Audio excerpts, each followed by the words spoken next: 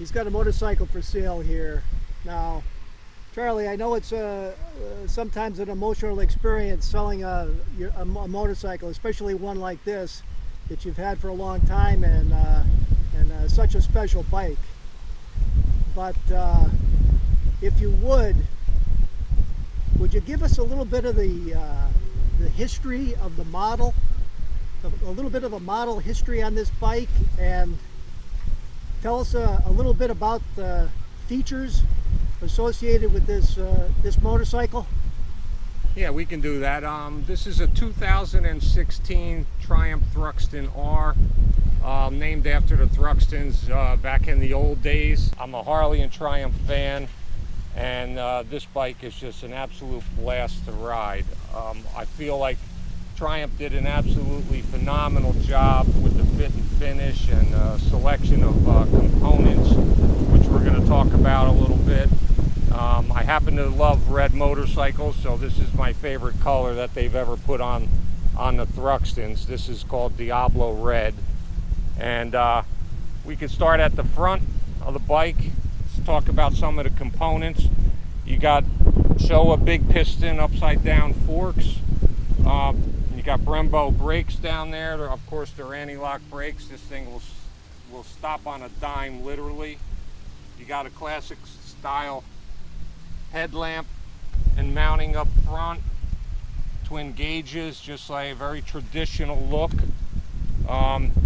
Handlebars, you got them on clip-ons, but they're on risers, so they're very comfortable. I'm 6'2", and I've ridden the bike 300 miles in a day. Very comfortable ride.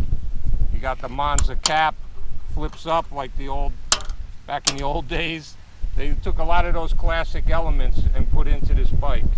It's 1200 cc's, approximately 96 horsepower, parallel twin.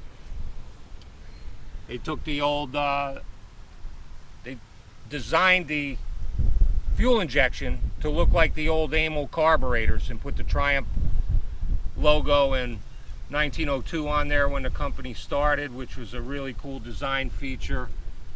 The bike is basically a lot of silver and black, but they've incorporated all the different alloys and metals, and I think it really works. You got the red tank. They brought the black, red, and silver, which, as you can see, is basically the color scheme of the bike. Just did a phenomenal job. They brought in the gold right up on here. Yeah, I mean, you could have did that in any color, but they brought the gold to bring in with the front end and with the Öhlins shocks out back. You know, a little red detail here on the stitching of the seat. They got two different materials, which is a nice touch also, and the stitching matches with the tank. You know, the exhaust, you know, emulate an old pea shooter exhaust going up. Beautiful. You got Öhlins suspension in the back. Everything's fully adjustable. Bike has traction control, riding modes. Just a phenomenal machine. If you're familiar with the old Triumphs from back in the day, which I am, you know, this motor is very torquey, but it also, when you hit the throttle, it really opens up. Doesn't scream like a Japanese sport bike, but it's quick enough to make me have a good time and an ear-to-ear grin when I bring it home.